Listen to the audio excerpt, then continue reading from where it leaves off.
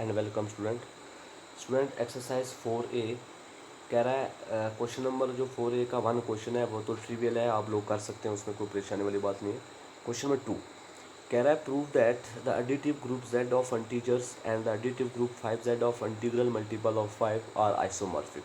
तो प्रूव करना हमने additive group z of integer है और एडिटिव ग्रुप 5z है जिसका इंटीग्रल मल्टीपल ऑफ 5 है। ठीक है स्टूडेंट। और हमने ये प्रूव करना है कि ये वाले ग्रुप जो है क्या है, आइसोमॉर्फिक है।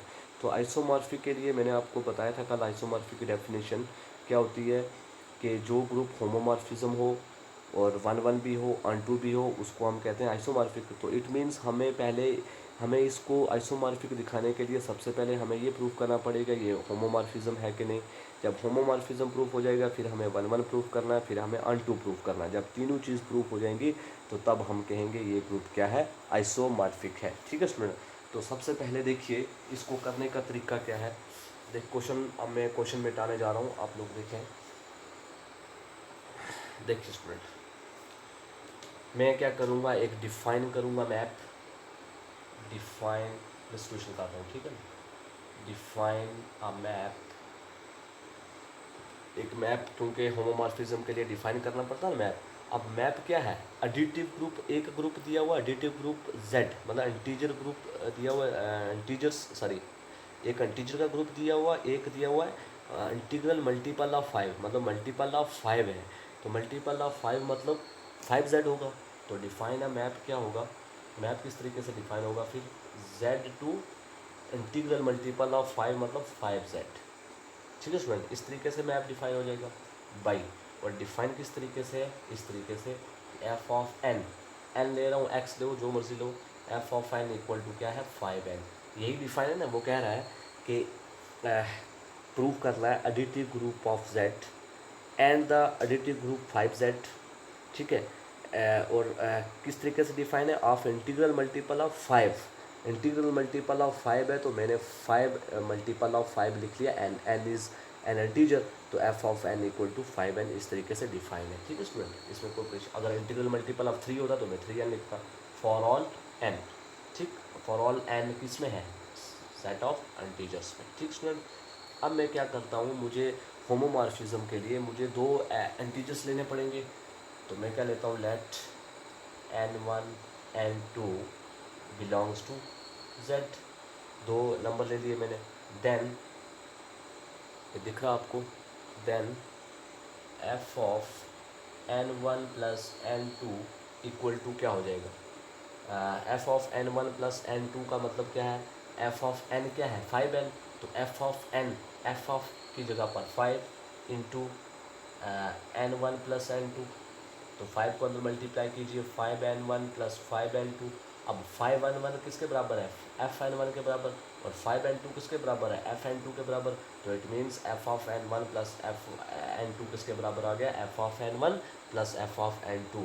तो जब ये कंडीशन सेटिस्फाई हो जाती तो देयरफॉर f इज़ होमोमॉर्फिज्म। हम लिख सकते हैं देयरफॉर f इज़ होमोमॉर्फिज्म, क्योंकि ये चीज़ आई ना, f5n1। तो 5n1 अगर 5n f ऑफ n है तो 5n1 क्या हो जाएगा, f ऑफ n1। 5n2 क्या हो जाएगा, f ऑफ n2। तो f of n1 plus n2 किसके बराबर आ गया, f of n1 plus f of n2। तो होमोमॉर्फिज्म हो गया। तो हम लिख सकते हैं देयरफॉर f इज़ होमोमॉर्फिज्म। ठीक है स्टूडेंट। अब होमोमॉर्फिज्म प्रूफ हो गया।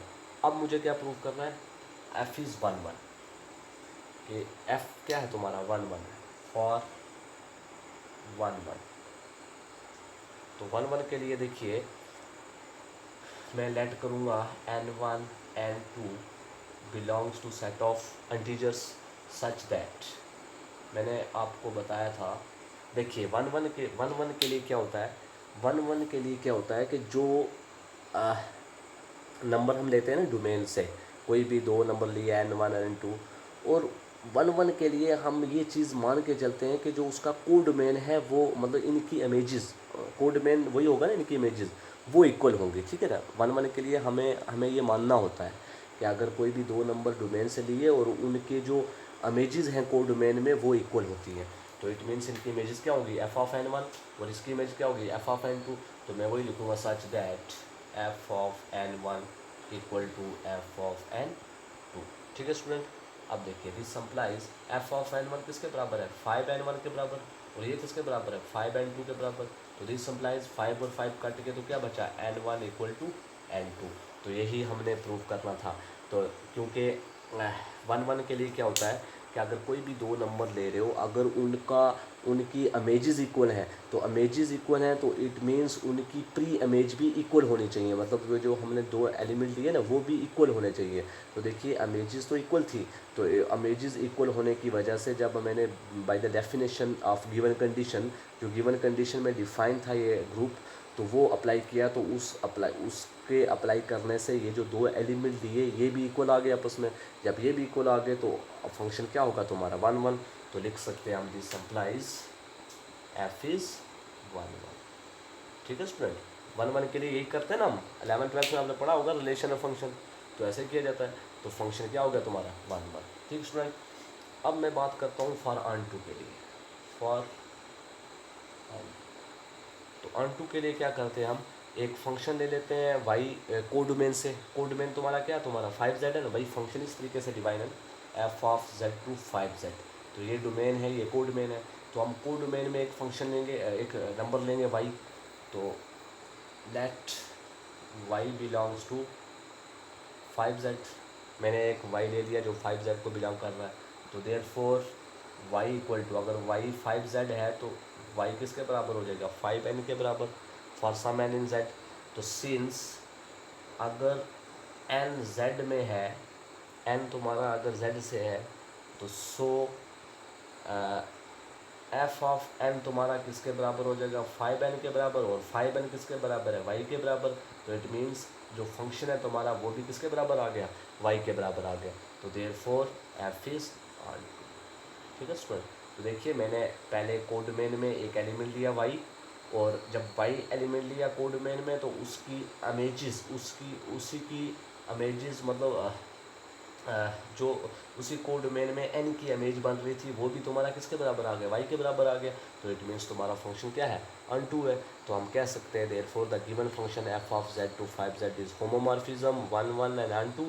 तो हैंस द गिवन फंक्शन या गिवन फंक्शन गिवन ग्रुप, जो गिवन ग्रुप है तुम्हारा z और 5z, ये तुम्हारा क्या है आइसोमॉर्फिक ग्रुप है। ठीक है स्टूडेंट, आई होप आपको समझ आ गया होगा कि आइसोमॉर्फिक ग्रुप के लिए हम लोग क्या करते हैं। ठीक है स्टूडेंट, तो कोई परेशानी वाली बात नहीं है, आप लोग खुद कर सकते हैं ऐसे वाले क्वेश्चन को। बाकी स्टूडेंट क्वेश्चन जितने भी हैं एक्सरसाइज के वो सारे बिल्कुल एज इट इज़ हैं, और कोई परेशानी वाली बात नहीं है इन क्वेश्चन में। आप लोग बाकी वाले क्वेश्चन खुद ट्राई कर सकते हैं। ठीक है, ये मैंने एक्सरसाइज आपको होमवर्क दी थी, लेकिन आप लोग चलो अगर कर गए तो वेल, नहीं कर पाए तो आप लोग ट्राई करें। ठीक है स्टूडेंट, कोई भी मुश्किल ऐसा कोई क्वेश्चन नहीं है जो नहीं हो पाएगा। ठीक है, सारे क्वेश्चन इजी हैं, आप लोग कर सकते हैं, कोई परेशानी वाली बात नहीं है। तो जो उसके बाद जो क्वेश्चन आगे से साइड हो जाओ भाई, उसके बाद उसके बाद जो क्वेश्चन है आपके एक्सरसाइज के सारे बिल्कुल भी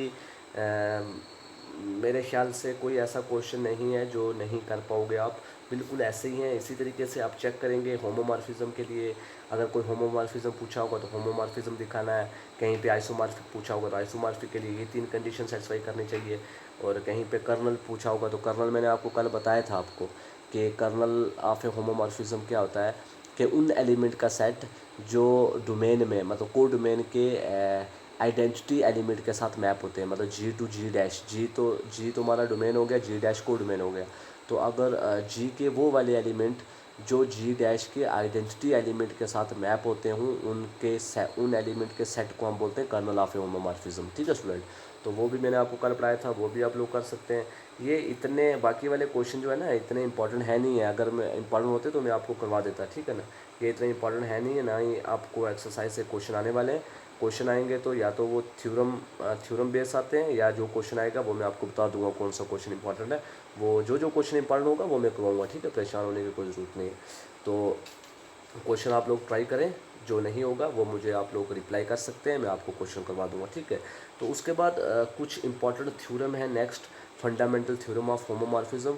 तो ये एग्ज़ाम में आने के चांस हैं। इस यूनिट 4 से अगर कोई आपको एग्ज़ाम में क्वेश्चन आएगा तो वो यही आ सकते हैं, फंडामेंटल थ्योरम ऑफ होमोमॉर्फिज्म या डिफाइन कर्नल ऑफ होमोमॉर्फिज्म। बस इस तरीके से क्वेश्चन आपको एग्ज़ाम में आते हैं। तो फंडामेंटल थ्योरम हम इंशाल्लाह कल के लेक्चर में डिस्कस करेंगे, और उसके बाद एक्सरसाइज सेकंड एक्सरसाइज जो 4B है उसको मैं देखता हूँ क्वेश्चन उसके एग्ज़ाम में आते हैं कि नहीं। एक मिनट, ये जो 4A एक्सरसाइज है ना, इससे क्वेश्चन कम ही आते हैं एग्ज़ाम में, ना ही इतने मतलब ऐसे क्वेश्चन पूछते हैं वो, ठीक है। इस तरीके के क्वेश्चन एग्ज़ाम में नहीं पूछते, ये आपको सेल्फ प्रैक्टिस क्वेश्चन है, ये ऐसे बुक वाले देते हैं ताकि स्टूडेंट प्रैक्टिस करे, प्रैक्टिस के लिए क्वेश्चन होते हैं आपको, आप लोग प्रैक्टिस करें और समझें। जो नहीं होगा मुझे आप लोग रिप्लाई करें, ठीक है। हाँ, जो एक्सरसाइज 4B है ना तुम्हारी, उससे एक दो क्वेश्चन हैं जो मुझे लगता है इंपॉर्टेंट है, जैसे कैलियन 4 ग्रुप के बारे में है, ठीक है ना। तो ये इंशाल्लाह हम करेंगे, ये आपको एग्ज़ाम में आने के चांस है, ठीक है। तो ये हम पढ़ेंगे। बाकी आप इन क्वेश्चन, ये जो एक्सरसाइज 4A के क्वेश्चन है उनमें से यही एक क्वेश्चन इंपॉर्टेंट लग रहा था मुझे, क्वेश्चन नंबर 2 जो मैंने आपको करवा दिया, यही एक आने के चांस है। बाकी वाले क्वेश्चन इतने इंपॉर्टेंट नहीं है, ठीक है, लेकिन आप लोग करने आपको ज़रूर हैं, ठीक है। तो उसके बाद इंशाल्लाह कल हम पढ़ेंगे फंडामेंटल थ्योरम ऑफ होमोमॉर्फिज्म, क्योंकि फंडामेंटल थ्योरम एग्ज़ाम में आती है, ठीक है ना, कई बार आती है और कई बार नहीं भी आती, तो वो हम उस पर डिस्कस करेंगे। तो वो इंशाल्लाह हम कल के लेक्चर में पढ़ेंगे। तो आज के लिए इतना ही रखो, तो बाकी वाले क्वेश्चन आप लोग सॉल्व करेंगे, ठीक है स्टूडेंट। जो नहीं होगा मुझे रिप्लाई करेंगे, तो उसके बाद देखेंगे हम आगे क्या क्या है, ठीक है। और बहुत सारे स्टूडेंट ये भी मुझे कह रहे थे कि ये जो मैं पढ़ा रहा हूँ ये सफिशेंट है कि नहीं। भाई देखो, आपको मैं एक बात बताऊँ, जो मैं पढ़ा रहा हूँ, अगर इसके अलावा क्वेश्चन कोई भी एग्ज़ाम में आया तो मेरा नंबर है आपके पास, आप लोग मुझे फ़ोन करके मेरे से बात कर सकते हैं कि सर आपने बोला था कि ये नहीं आएगा तो ये आ गया, ठीक है। ऐसा कोई बात नहीं है। देखिए, जो मैं आपको पढ़ा रहा हूँ ये सारा सफिशेंट है आपको फॉर एग्ज़ाम के लिए। कोई ऐसा क्वेश्चन नहीं होगा जो मैंने ना करवाया और आपको एग्ज़ाम में आ जाए। जो मैं करवा रहा हूँ बस उनको पढ़ते जाओ, बस यही तुम्हारे लिए सफिशेंट है, ठीक है स्टूडेंट। ज़्यादा उलझन में पढ़ोगे तो फिर एक क्वेश्चन भी नहीं कर पाओगे, इसलिए मैं नहीं चाहता आपको उलझन में डालूँ। मैं आपको बिल्कुल वही करवा रहा हूँ जो तुम्हें एग्ज़ाम पॉइंट ऑफ व्यू से इम्पॉर्टेंट है, ठीक है स्टूडेंट। तो इसलिए परेशान मत हुआ करो, आप लोग जो मैं पढ़ा रहा हूँ बस उसी पे सब्र करो, उसी को सीखो, वही तुम्हारे लिए सफिशेंट, ठीक है स्टूडेंट। Okay, thank you.